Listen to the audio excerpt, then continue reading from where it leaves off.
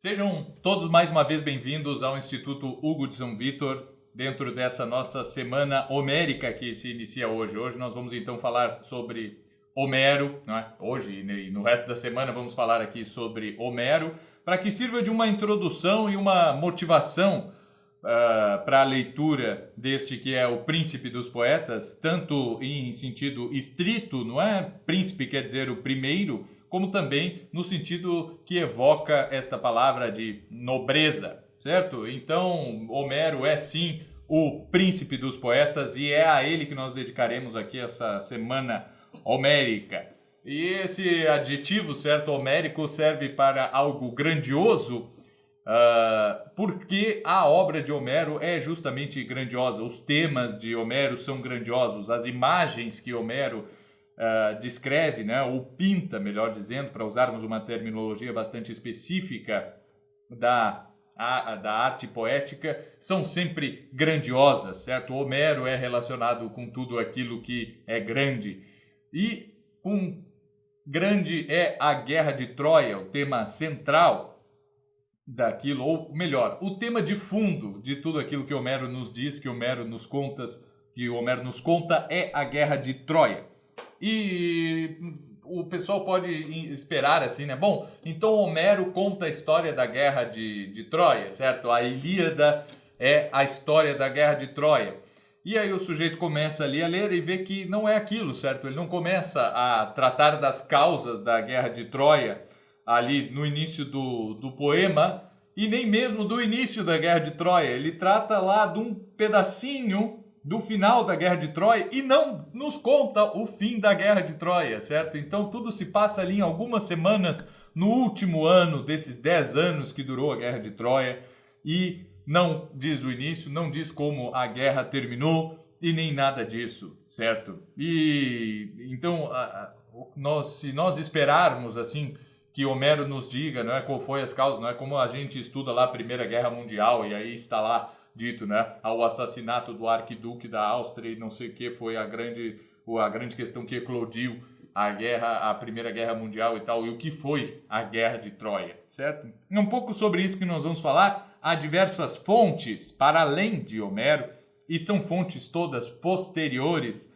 a Homero, que nos contam, não é, o porquê, afinal, que existiu essa guerra. Porque os gregos se dirigiram para Troia para não é, exterminar com uma cidade e uma civilização inteira, até podemos dizer, né?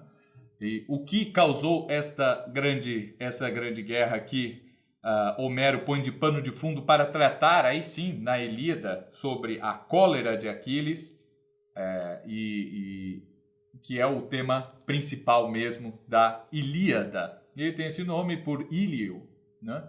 Ou Ilio, ou Ilião, ou Troade, diversos nomes que existem ali para a cidade de Troia, né? Mas Ilíada quer dizer assim, relacionado a Troia. O que aconteceu então? Por que os gregos foram lutar contra os troianos? Essa é uma pergunta. E aqui, então, começo agora a falar sobre exatamente isto, certo? Baseado em diversas fontes e diversas leituras que eu não sei direito de onde eu tirei cada uma das informações, mas elas existem, certo? A questão é o seguinte: Tétis é uma divindade oceânica, né? É uma divindade que aparece, existe mais de uma Tétis e tal, mas existe essa Tétis que estava sob um oráculo, né? Um oráculo falava sobre ela, dizendo assim: olha, quem se casar com Tétis terá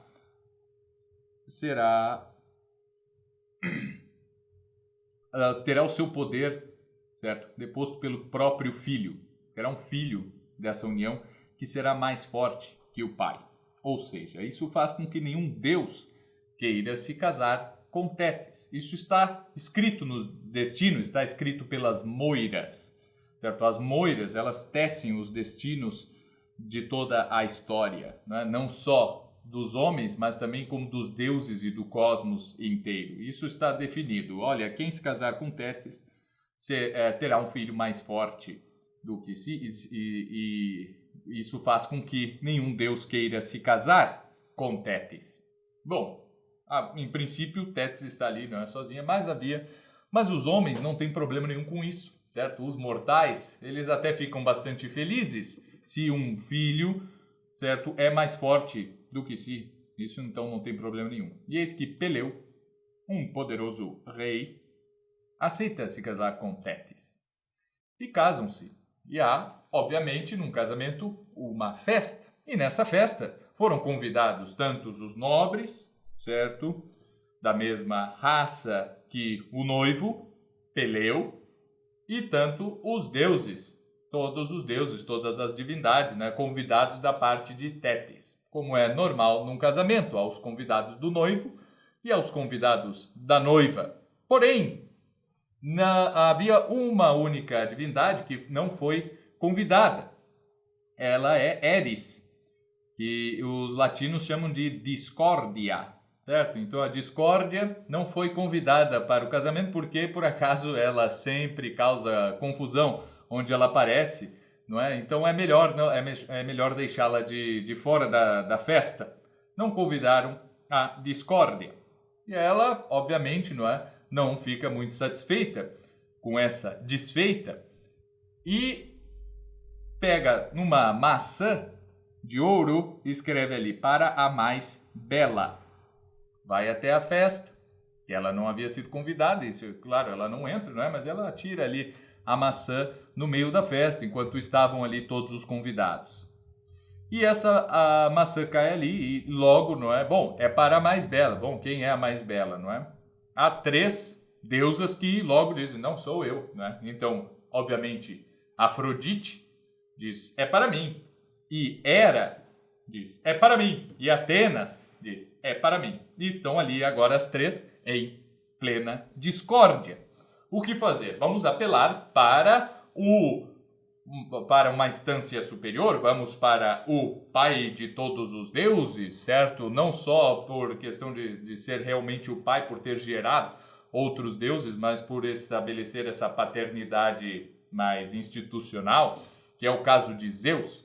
Zeus é ali o chefe de todos, o rei de todos os deuses. Vamos apelar para ele. Bom, Zeus, quem é? Estamos nós 3 aqui, né? Afrodite, Hera e Atenas. Estamos nós 3 aqui. E então, quem é a mais bela? Zeus, obviamente, né? Não querendo se indispor com nenhuma delas. Isso é bem típico de Zeus. E com Zeus sempre acontece isso aí. Ele diz assim, olha, eu não sei, certo? Eu vou dizer, o julgamento vai ficar a cargo do mais belo dos homens. Eu acho que ele tem muito mais critério para decidir isso, não é? Quem é a mais bela das deusas?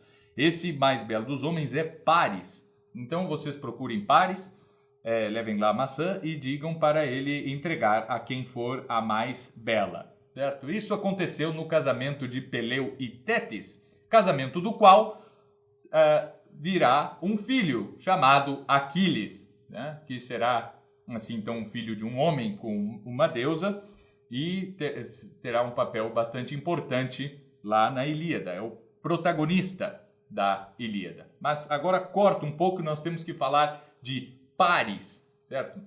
Paris é um príncipe troiano, ele é filho de Príamo. Príamo é o rei de Troia. E Príamo tem outros filhos, né? Cassandra, Heitor e tal. Mas nasce Paris e há também um oráculo, certo? Uma profecia dizendo, olha, Paris será a causa da ruína de Troia. Então, é necessário que nós nos livremos de Paris, é necessário que ele morra, certo? É necessário matar a criança para que Troia não caia. Esse é o oráculo. E é isso, então, que acontece. Mas o pessoal fica com pena, é muito comum isso acontecer, e, em vez de matá-lo, certo? Abandona o menino lá numas montanhas, né? Fica com pena de sacrificar ali uma criança e abandona, pelo menos a gente não vai ver, certo? A gente fecha os olhos, assim, para esse assassinato de um bebê e simplesmente o abandona lá nas montanhas, certo? Só que um pastor acaba por encontrar Paris, certo? Na verdade chamava Alexander, não é Alexandre, e aí passa a se chamar Paris ali pelo pelo pastor e o cria. E o menino cresce ali como mais um pastor, certo? Sem problema nenhum. O pastor não sabia muito bem de onde ele vinha e tal, tinha alguma vaga ideia, assim, né, do que poderia ser, né? Depois a coisa vai se esclarecendo. Mas ele cresce ali, então, como um pastor qualquer. Eis que já Paris, na sua mais florescente juventude, está ali pastoreando as ovelhas e aparecem as deusas Afrodite, Atenas e Hera. Aparecem aquelas deusas e dizem, olha, tu tens de decidir, né? Zeus nos mandou aqui para que tu sirvas como juiz e diga quem de nós é a mais bela. Certo? Imaginem o que Paris fez. Ele não tem como decidir, certo? Pense em qualquer um de nós aqui olhando para 3 deusas. Nós não temos como decidir muito bem. É muito difícil fazer um juízo sobre beleza, certo? A gente hoje em dia tem concurso de beleza, essa coisa assim é sempre uma coisa tão discutível, né? Ou todos vocês concordam com os resultados aí dos concursos de Miss e não sei o quê. Não, não é bem assim, né? É algo bastante discutível. E Paris realmente diz, olha, eu não sei. Eu acho que todas são igualmente belas, não é? Cada um a seu modo, né? Elas não... Bom, então não funcionou. Nós vamos ter que ver uma outra forma aqui que se cumpra esse julgamento, né? E nós saibamos quem de nós é a mais bela. E aí começa, certo? Começa a Hera, na primeira a falar, e diz, Paris, eu posso te dar, eu como a esposa legítima de Zeus Todo-Poderoso, posso te dar muito poder, muita força, muito poder político, militar. Posso te dar o domínio de diversos reinos e tudo isso. E Paris, opa, né? Eu acho que vou por aí. Aí Afrodite diz, não é? Olha, eu posso te dar, na verdade, sabedoria. Eu posso muito mais do que poder. Posso te dar inteligência, conhecimento, né? Atenas, desculpe, não é Afrodite. Atenas diz, né? Eu posso te dar sabedoria, conhecimento, certo? E com isso, o poder é secundário, certo? Tu podes conseguir o poder, não é? Mas o que adianta poder se tu não terás sabedoria para governar e nem nada disso, né? Então, e com a sabedoria tu podes adquirir teu poder por conta própria, é muito mais glorioso até. E Paris já muda de opção, né? Opa, talvez Atenas seja mais interessante. E depois, não é, vem Afrodite e diz, olha, o que eu posso fazer é te dar a posse e o amor da mais bela de todas as mulheres. Quem escolhe, né? Quem Paris escolhe, né? Hera com o poder, Afrodite, Atenas com a sabedoria ou Afrodite com a mais bela das mulheres, né? Obviamente, certo, ali Paris pastoreando as suas ovelhas escolheu Afrodite e entregou a ela o pomo da discórdia, um pomo ali dedicado a mais bela. Isso faz com que Afrodite se torne uma protetora de Paris e ele ganhe a inimizade das outras duas, né? Tanto de Hera quanto de Atenas. Muito bem. Agora, quem é a mais bela de todas as mulheres? Precisamos daí cortar de novo a história e irmos para outro lugar, né? Saímos de Troia agora. Primeiro estávamos lá no casamento de Peleu e Tétis, né? Certo? Peleu é um grego e Tétis, né? Os gregos que depois na Odisseia nós vamos falar mais amanhã sobre isso, não são chamados de gregos, certo? Mas e Tétis que é uma deusa. Então estávamos ali meio no Olimpo e tal. Depois fomos para Troia para falarmos de Paris e agora vamos voltar para a Grécia para falar de Leda, certo? Leda, então, é uma rainha, está ali se banhando num rio, e eis que Júpiter, né, ou Zeus a vê, se apaixona por ela e se metamorfoseia em cisne para ir lá com ela coabitar. Leda fica muito atraída por aquele cisne, e da relação entre o cisne, que é Zeus, e Leda, não é, ela fica grávida de gêmeos, certo? Um é Helena e o outro é Castor. E ela chega em casa, certo? E novamente tem uma relação com o seu marido, do qual nascerá Clitemnestra e Pólux, certo? Que são mortais, enquanto os outros dois são semideuses, não é? Tem um pai. E nasce dessa, então, de Leda nascem quadrigêmeos, certo? Clitemnestra nasceu primeiro, é a mais velha, mas é mortal. E depois vem Helena, seus irmãos e tal. Muito bem. Eis que, já na idade adulta, Clitemnestra será dada em casamento, certo, ao mais poderoso de todos os chefes gregos ali, não é? De todos os chefes das cidades gregas. O mais poderoso é Agamemnon, que é rei de Micenas, certo? Irmão de Menelau, que é rei de Esparta, segunda das mais poderosas das cidades. E Agamemnon, então, vai se casar com Clitemnestra. E agora, e Helena, com quem vai se casar? Há uma grande disputa. Todos os chefes gregos querem se casar com Helena porque ela é a mais bela. E eles já veem que aquilo vai dar errado, certo? Vai ter algum problema ali, não é? Porque vai gerar um grande conflito. Então eles decidem tirar na sorte, mas se comprometendo uns com os outros de, olha, nós vamos aceitar aqui o sorteio, certo? E outra coisa, nós vamos nos comprometer a defender Helena. Aconteça o que acontecer, nós vamos defendê-la, porque ela é a mais bela de todas as mulheres, haverá muita cobiça por Helena e tudo isso, ela precisará de uma grande defesa, de um grande esforço da parte de todos nós aqui, não é, confederados, enquanto chefes gregos, nós precisaremos defendê-la. E é isso que acontece, não é? Tiram a sorte, Menelau de Esparta acaba por ser o sorteado, Helena se casa com Menelau, Clitemnestra lá com Agamemnon e fica tudo bem, certo? Mas Afrodite havia prometido a Paris, a mais bela das mulheres. Né? Voltamos lá para Paris, né? Mas enquanto isso está tudo bem, né? Voltamos lá para Paris. Eis que Paris, um dia, são diversas as versões, mas Paris volta para Troia e é recebido, né? Por mais que houvesse o oráculo dizendo que ele seria a causa da ruína e tudo, ele é recebido lá por seu pai, Príamo, por seus irmãos e passa a viver novamente ali como um príncipe de Troia, certo? E eis que chega o dia de Afrodite cumprir a sua promessa de entregar a Paris o amor e a posse da mais bela de todas as mulheres. E Afrodite arma tudo, né? Paris, tu vai agora sair fazendo algumas visitas aí, lá pro lado dos gregos. Troia fica já na Ásia, né? Troia é para ser onde hoje é a Turquia. Tu vai fazer algumas visitas e na hora tu vai saber a hora certa, né? O que tu tens de fazer e tu vai saber quem é a mais bela das mulheres, né? Eis que Paris, dentro das suas visitas, a porta em Esparta, na corte de Menelau, conhece Helena, né?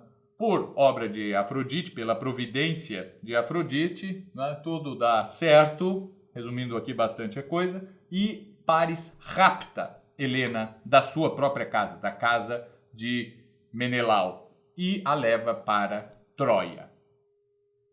Quando Menelau percebe isso, entende o que aconteceu, ele reúne todos os chefes gregos e decide então, olha, aconteceu uma desgraça, não é? E vocês estão comprometidos, nós tínhamos feito um pacto, uma aliança política aqui para defendermos Helena, então nós vamos ter que armar uma expedição aqui entre todos os chefes gregos para resgatarmos Helena de Troia, certo? E isso que acontece, eles vão passando ali, ele e o seu irmão, não é? Vão passando nas mais diferentes cidades gregas e tal, e pegando os exércitos, arrebanhando ali os chefes, e cada um com o seu exército, para irem para Troia. Dentre eles passam em Ítaca, que é uma ilha, um pequeno reino, né, onde reina Ulisses, filho de Laertes, cujo filho acabava de nascer, não é? E o Ulisses, olha, eu até estava lá no pacto e tudo, né, mas eu não quero ir, né? Ele se faz de louco, né, e diz assim, não, eu não vou, fica se fazendo de louco, começa a semear sal e tal. o pessoal pega o filho dele, Telêmaco, e põe ali no meio do arado, e ele para, né? Então ele não tá louco e tal, né? Ele não passou por cima do filho e tal, e assim descobrem o truque de Ulisses, que está sempre, né, com ideias muito inteligentes para se dar bem, né? É o astucioso Ulisses, né? O mais astucioso de todos os heróis gregos. E entre esses heróis que nem tinha nada a ver com a história, por exemplo, Aquiles também pega o seu exército, chamados Mirmidões, não é? Aí há toda uma história de Aquiles, há a história de Ulisses, há histórias mais variadas para cada um dos chefes gregos, certo?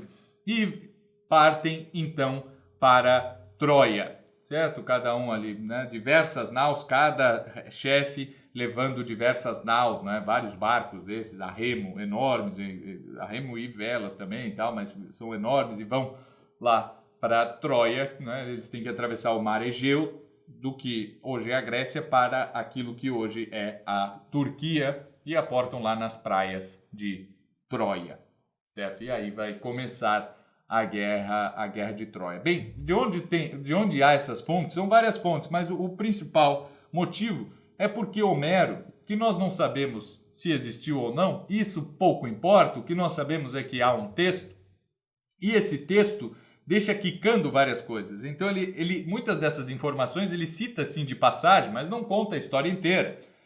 E o gênio dos poetas posteriores a Homero acaba desenvolvendo, certo? De forma, né, através de muitas tradições ali recolhidas de forma oral e tal, através de outras epopeias e outros textos que se perderam, acabam desenvolvendo toda uma série de histórias adjacentes a essa, não é? Isso faz com que exista dentro da literatura grega um ciclo troiano, né? Um conjunto de histórias que gira todo em torno da guerra de Troia, certo? Das suas causas, das suas consequências, certo? E mesmo ali de episódios no meio da própria guerra, certo? Não à toa que faz parte, inclusive, desse ciclo troiano, poemas muito posteriores, como é a Eneida, de Virgílio, certo? Que é escrito no século I a.C., né? Um pouco antes do nascimento de Cristo, e que trata ainda desses mesmos temas, né? Vai ligar a fundação da cidade de Roma e da gente latina a Troia, certo? Por se perceber, não é, que era algo que a sua cultura era diferente da dos gregos, mas que havia assim certa ligação remota. Então liga a guerra de Troia à própria fundação da gente latina. Por quê?